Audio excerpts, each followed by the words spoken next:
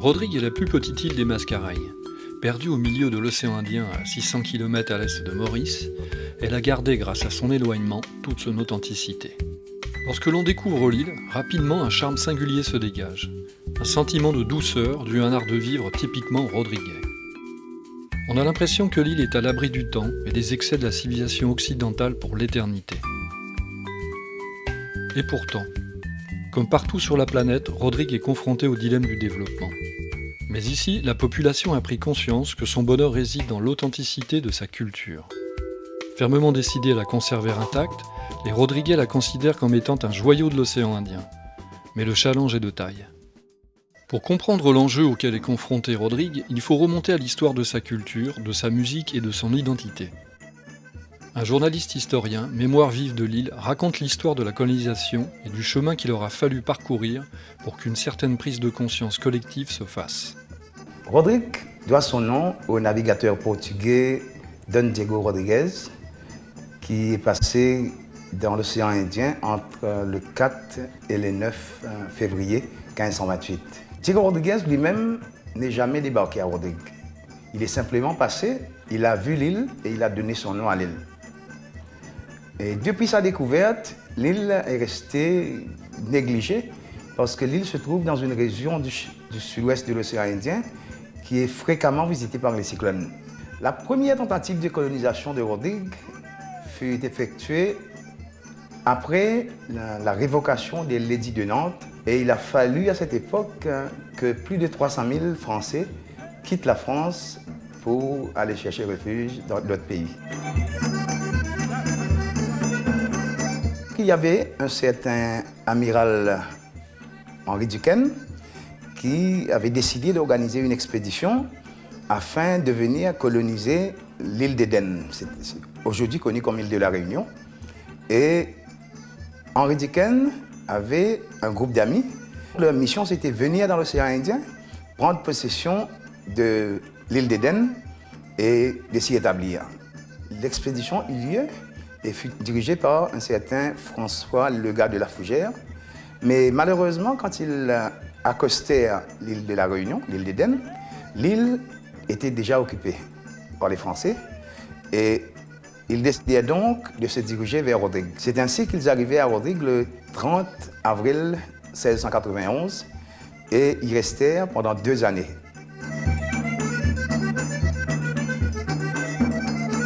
Une deuxième tentative de colonisation fut faite en 1725, quand le Conseil supérieur de Bourbon décida de prendre l'île Rodrigue et d'en faire une bagne afin d'y affecter tous les récalcitrants de l'île Bourbon.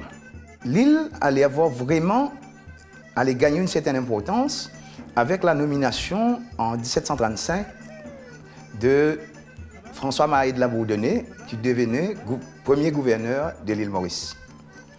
Or, à cette époque, il y avait une grande pénurie de chair fraîche en France, à Bourbon et à l'île de France. Or, à Rodrigue, il y avait une très grande abondance de tortues, de terre et de mer. Et en 1736, un an après son arrivée, la Bourdonnais envoya dans l'île un policier, un certain Auriol, accompagné d'un groupe de topazes, qui étaient donc des esclaves musulmans, pour effectuer le ramassage de tortues afin de l'expédier sur l'île de France et éventuellement à Bourbon et en France. Et durant cette époque, plus de 400 000 tortues furent enlevées de Rodrigue. Rodrigue devient île anglaise à partir du 9 août 1804. Et avec la signature du traité de Paris en 1814, Rodrigue devient partie intégrante de Maurice.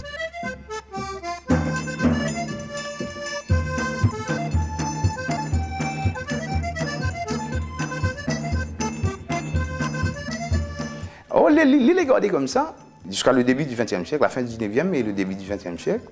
Et c'est là que le Rodriguais commence à se rendre compte d'une certaine appartenance à l'île et il cherche à s'exprimer parce que à partir de 1886, il y a eu des élections à Maurice. Les Mauriciens ont voté pour la première fois en 1886, mais pas les Rodriguais. C'est ainsi que la population rodriguaise a l'occasion de voter pour la première fois de son histoire lors des élections du 7 août 1967. Mais à cette époque, le Rodriguais ne comprend pas, ne maîtrise pas c'est quoi la politique. Or, des gens viennent de Maurice pour dire que, vous savez, si vous votez pour l'indépendance, et vous savez, il n'y aura plus de la pension de vieillesse, ne sera plus payée, le bateau ne viendra pas, il n'apportera pas du riz, du sucre, donc vous allez mourir de faim. C'est ainsi que la population rodriguaise alla aux urnes pour la première fois en 1967 et vota à 98,6% contre l'indépendance de Maurice.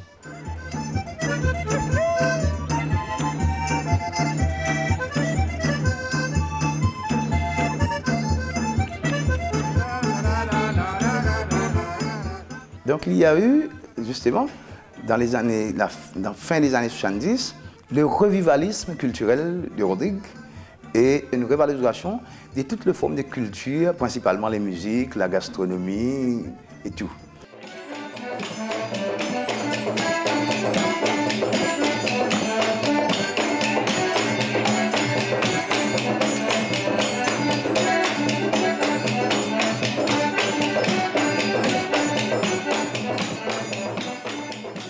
Il y a une prise de conscience qui se fait, il y a une certaine fierté, il y a un certain sens d'appartenance qui émerge.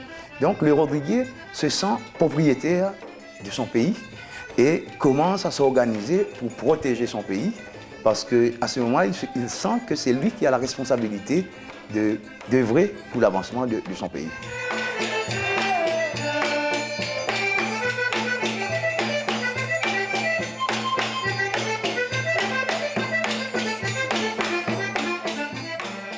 Il y a une grande partie qui a continué, qui a persévéré jusqu'à l'avènement de l'autonomie de Rodrigue, un certain 2 octobre 2002. Si l'autonomie de Rodrigue aura permis à la population de garder son identité quasiment intacte, paradoxalement, le manque de communication avec Maurice, longtemps entretenu, aura été à la fois un handicap économique, une protection contre les influences extérieures. Ce passé de Rodrigue a été préservé à cause de la communication. Il n'y avait pas tellement de communication entre Maurice et Rodrigue. Le bateau venait une fois par an et l'avion, on a eu l'avion qu'en 1972 et puis l'avion venait une fois par semaine et puis 2 fois par semaine, on arrivait comme ça. Et puis le développement est arrivé et puis la population a dit que, écoutez, nous avons trop souffert. Donc il y a eu cette résistance du Rodriguais à la vie et à préserver et à vivre avec ce qu'il a autour de lui. Et nous sommes en train de dire le Rodrigue de demain, l'île Rodrigue de demain, sera-t-elle l'île Rodrigue d'aujourd'hui? Alors c'est ça justement. C'est ça qu'il faudra faire bien attention, que cette île Rodrigue d'aujourd'hui, qu'on ne puisse pas la perdre demain. Qu'on puisse continuer à cultiver cette vie rodriguaise. C'est pourquoi nous appuyons beaucoup sur la culture rodriguaise, toute notre culture.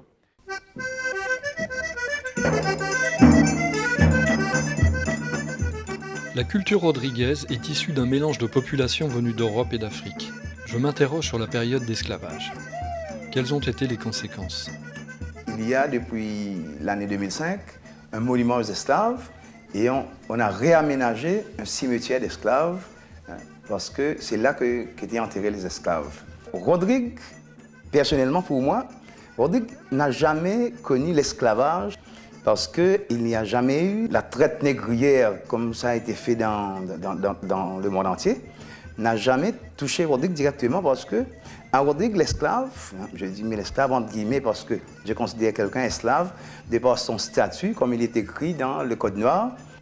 Parce qu'il n'y a pas de lieu de sévice, comme on en trouve à Maurice surtout, ou à La Réunion, où il y a des histoires d'esclaves marrons. Et puis, un esclave marron, ici, il irait où?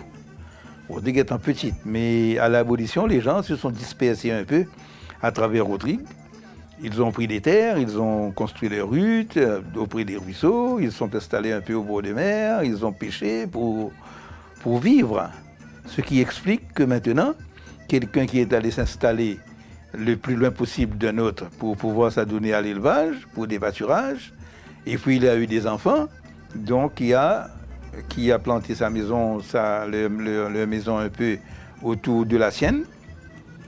Voilà pourquoi Rodrigue, maintenant, vous avez presque pas de village avec des rues comme si mesurées, compactes et tout ça, mais des maisons disséminées, plantées un peu partout, faisant face à toutes les directions. Donc, l'esclave à Rodrigue était libre. Il venait travailler chez son soi-disant propriétaire et il était rémunéré, soit en argent, ou bien il recevait une ration régulièrement. Je crois que là, à part ceux qui sont connus, qui sont venus, comme moi, Gontran, de Ferdinand Gontran, mais il y a beaucoup de gens qui ne peuvent pas retracer leurs ancêtres. Mais ce qui est sûr, c'est que nous n'avons pas de nom d'esclaves, comme les esclaves étaient appelés par leurs maîtres, à Maurice, comme le Vental, l'Enclume, l'Effronté. On voit ça beaucoup, de noms comme ça à Maurice. Mais ici, nous n'avons pas ces noms-là. Pas du tout. Ce qui veut dire que peut-être les gens ont adopté d'autres noms, ou bien l'influence de l'Église les a forcés à trouver un autre nom. Mais c'était surtout des noms français, ce sont surtout des noms français, même les surnoms. Parce qu'autrefois, le prêche se faisait en français. Même la langue créole, peut-être parce que le père, le curé, les prêtres ne connaissaient pas le créole, même s'ils savaient, mais ils prêchaient en français. Et par la force des choses, les gens comprenaient à force d'entendre beaucoup de choses, comme les publications de mariage, les annonces de messe, tout ça. Cela aidait un peu quand même les gens à connaître un peu le français. Mais on ne sait pas trop comment le père faisait à la confession, parce que les gens ne pouvaient pas parler français s'ils comprenaient un peu ce que le prêtre disait. Je crois que le prêtre aussi comprenait ce qu'il disait en confession en créole. À Maurice, commençait à s'élever une certaine mouvance abolitionniste. Donc, il y avait parmi la classe, les colons de Maurice, certaines personnes qui étaient considérées inférieures parce qu'ils ne possédaient que quelques hectares ou bien arpents de terrain, et ils n'avaient que 5 ou 6 esclaves. Donc, ces gens-là ne pouvaient pas subsister dans la société plantocratique mauricienne. Donc, il préférait donc se tourner vers Rodrigue. Mais qu'est-ce qui était arrivé à Rodrigue à ce moment? C'est que entre 1803 et 1815, la plupart des colons qui étaient venus étaient déjà repartis. Il ne restait que Maragon. Et Maragon a hérité tous les esclaves, ce qui fait que en 1815, il y avait 66 esclaves dans l'île et ils appartenaient tous à Philibert Maragon. C'est pourquoi on peut constater que toutes les terres des Hauts de Rodrigue, toutes les terres privées, je dirais, sont possédées par la population, dite population noire. Pourquoi? C'est que quand le colon décide de partir, il possède 6 ou 7 esclaves. Normalement, ces terres sont partagées parmi les esclaves. Donc, les esclaves, les anciens esclaves, deviennent automatiquement propriétaires terriens. Or, quand les gens qui viennent de Maurice, qui sont eux déjà métissés, un peu au teint clair, qui arrivent, il n'y a pratiquement pas de terrain cultivable pour eux. C'est pourquoi on peut constater que toute la population au teint clair de Rodrigue, parce qu'il n'y a pas de population blanche à Rodrigue, toute la population au teint clair se trouve principalement sur le littoral, c'est-à-dire de la région du nord, du nord-est, jusqu'à le nord-ouest, et une partie dans le sud-ouest, dans la région de Rivière-Coco et Île-Michel. Et ce sont des personnes qui sont des descendants principalement des Bretons. Et il y a comme par exemple les Itiers, il y a les Le Goff, il y a les Raffaux, il y a les Roustis, il y a les Béguets. Donc ces gens-là sont des gens qui descendent des Bretons et qui sont principalement des gens de la mer. Ce sont certainement ces descendants des Bretons qui ont importé le tambour ravane, qui donna naissance au Sega tambour. Cette percussion ayant intégré les rythmes africains fut considérée comme satanique par l'Église fut une époque. Histoire. Il y a une histoire un peu curieuse à propos du diatonique, qui est arrivé ici bien après le tambour, qui, selon nous, n'est pas du tout un tambour africain, mais celte. On ne sait pas trop qui est le premier qui l'avait amené ici, mais ce qui est certain, c'est que ce sont peut-être les descendants des esclaves qui lui avaient donné son rimt, accompagné des chants pour organiser des soirées d'autrefois.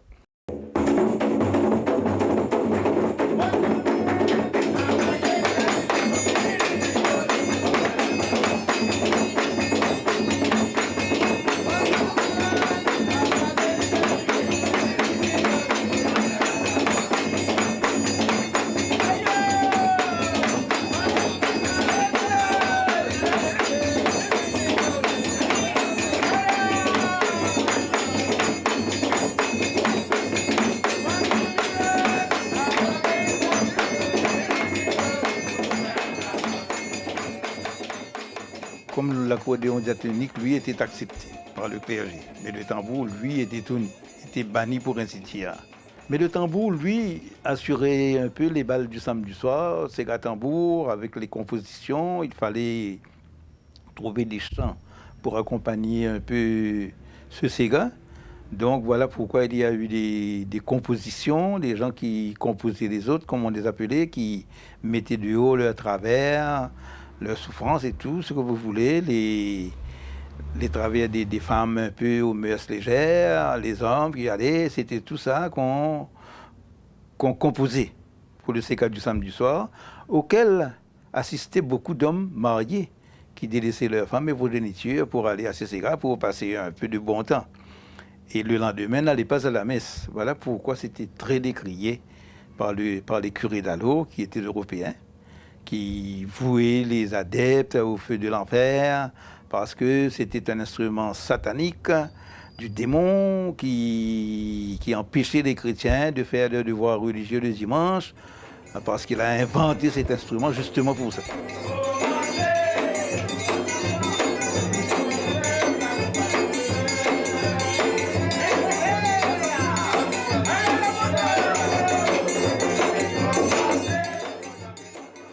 Comme les gens étaient foncièrement religieux, parce que tous catholiques, on avait peur de tout ce que le Père disait, de sorte que, malgré tout, il y a eu certains adeptes qui ont pratiqué le Sega tambour, mais un peu très loin de l'Église. Et il y a une certaine société un peu dans le littoral nord, au littoral nord, qui regardait ça aussi un peu d'en haut. Les gens qui pratiquaient le Sega tambour, c'était un peu des gens de dernière classe, si vous voulez.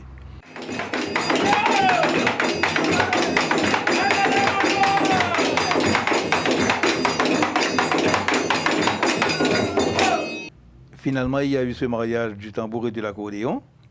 Et maintenant, c'est chose courante que le tambour s'est enfin rencontré un partenaire naturel à l'accordéon.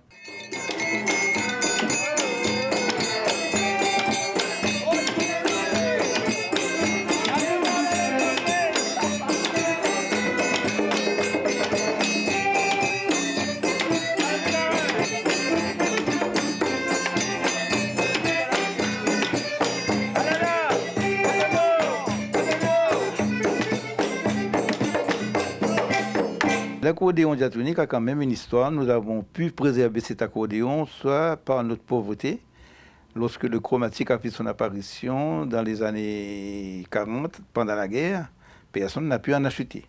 Mais comme il y avait toujours des diatoniques qu'on achetait de Maurice, alors cela faisait l'affaire. Et comme Rodrigue était aussi un peu en retard par rapport aux deux autres, donc le cortège nuptial n'était pas assuré par un convoi motorisé, mais bien par la marche. Donc il fallait un instrument pour jouer de la musique, pour endurer un peu cette longue marche, parfois de plusieurs kilomètres. Donc c'était l'accordéon diatonique qui était l'instrument le plus approprié pour cela.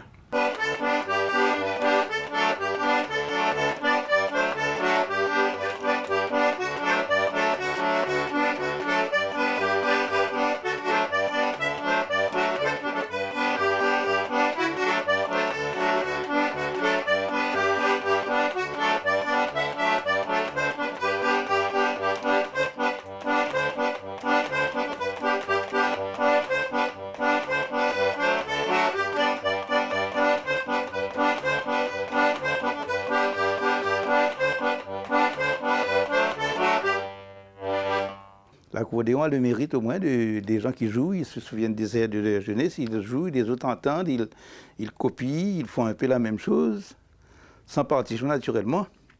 Ce qui a pour effet, en fin de compte, qu'un air à l'origine ici était comme ça, au bout du train là-bas, c'est tout à fait autre chose.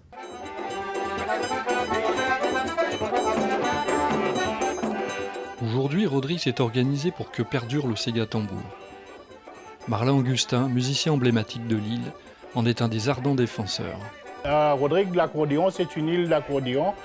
Pas notre peuplement même, d'origine européenne et africaine. Pour sauvegarder notre héritage culturel, donc nous avons formé une association des accordéonistes. On a fait des stages de réparation, accordage d'accordéon. Et on est allé un petit peu plus loin. On a essayé de construire, de fabriquer un accordéon de l'île Rodrigue. Donc avec le bois rodriguais, avec la résonance de chez nous. On a fait un premier accordéon en avril 2004 qui s'appelle Bila et voilà qui est là.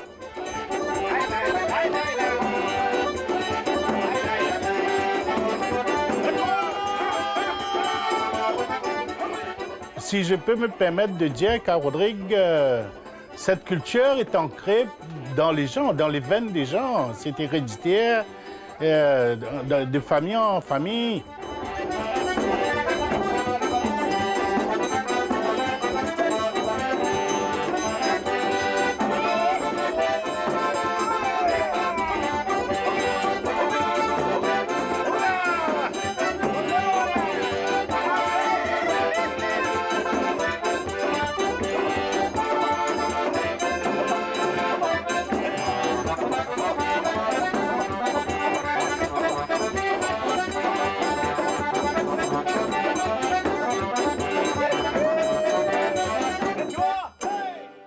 Pour que l'accordéon rodriguais ait son identité propre, un centre de formation et de fabrication ainsi qu'une école de musique ont été créés. Traditionnellement, l'accordéon, on se joue assez longtemps quand même, mais à l'époque, on achetait des accordéons qui viennent de l'Europe, d'Europe. Donc à ce moment-là, on a eu quand même pas mal de problèmes au niveau de la... Parfois, il y a des accordéons qui sont cassés, tout ça. Donc, d'où l'idée avec l'Alliance française, tout ça, qu'ils sont venus après pour... ils ont financé un stage par deux Français qui étaient venus pour la réparation des accordéons chez nous. Donc c'est avec eux, c'est Philippe Imbert et Pierrot Cassé, donc, et aussi Marlin Augustin, l'accordéoniste rodriguais, qui a eu l'idée de fabriquer l'accordéon de Rodrigue ou l'accordéon de l'océan Indien, qu'on avait parlé aussi. Et le petit touche spécial qu'on a fabriqué ici, nous, donc c'est au niveau de design. Donc c'est-à-dire les 10 accordéons qu'on va mettre sur le marché très bientôt. Donc il y a le bois même pour commencer, le type de le bois qu'on a ici localement. Et aussi le design, c'est-à-dire le modèle. Donc quoi qu'on avait copié un petit peu, si vous voulez, d'un modèle italien. Mais quand même, tout ce qui est à l'intérieur, c'est pareil, mais de l'extérieur, on a mis un petit touche rodriguais comme si, au niveau de design, au niveau des dessins, des formes, tout ça, ce qu'ils trouvent de l'extérieur. Le premier prototype qu'on avait fait, donc, c'est avec un bois local, c'est un acajou. Donc, et puis, deuxième volet, on avait fait avec du cyprès, c'est un bois assez léger quand même. Donc, et puis aussi, la dernière 5 que j'avais construit, donc c'est avec du cyprès toujours, et aussi le Tecoma. Donc c'est un bois assez léger quand même, et aussi un bois blanc, donc juste pour changer un petit peu de couleur aussi. Et aussi, il y a le Vitec, hein, c'est un bois aussi assez blanc quand même, donc assez léger aussi quand même. Au niveau du son, donc peut-être moi, en tant que fabricant, oui, mais quand même, je ne suis pas musicien, ce qui est dommage d'ailleurs. Les musiciens, les accordéonistes m'ont dit que, même le spécialiste français là, qui était là, donc il me disait que le prototype Bella qu'on avait fait, qu'on avait construit, c'est vraiment au niveau du son, c'est vraiment très bonne qualité quand même. Vers l'année 2001, J'ai essayé de créer une association des accordéonistes et aussi une école d'accordéon.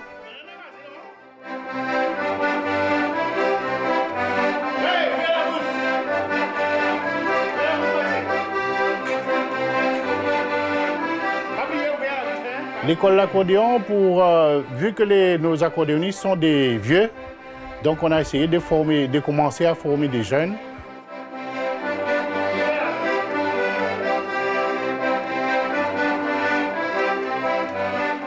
Il y a une vingtaine qui sont élus quand même. Une vingtaine d'accordéonistes, nouveaux accordéonistes qu'on a eu à Rodrigue depuis qu'on a formé cette école d'accordéon. Tu joues sur la soupape, ok? Tu joues les passes à l'intérieur, voilà. Et tu bloques le côté droit, comme d'habitude. Tu bloques ici et tu tires de ce côté-là. Et il faut que tu aies ta main sur la soupape pour que ça s'ouvre. Voilà. Ok? Ok, mon ami? Oui. Parce que sinon, tu restes comme ça, tu ne peux pas jouer. Maintenant, on est en bonne voie, mais on a vu aussi que par rapport à l'héritage culturel, il y a un risque que cela se disparaît un de ces jours. Et on a formé une association des accordéonistes de l'île Rodrigue pour sauvegarder cet héritage toujours.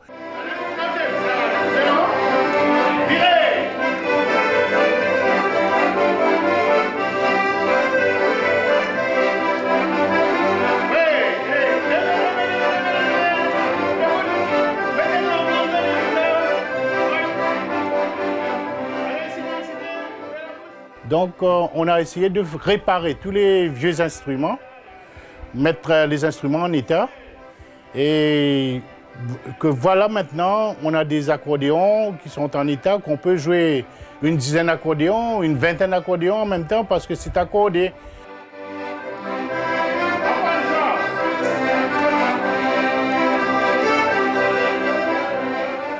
Les accordéonistes qui jouent à l'accordéon, aujourd'hui, avant, il n'y avait pas d'école d'accordéon, mais c'était dans leur environnement immédiat. Il y avait des accordéonistes, des pères en fils.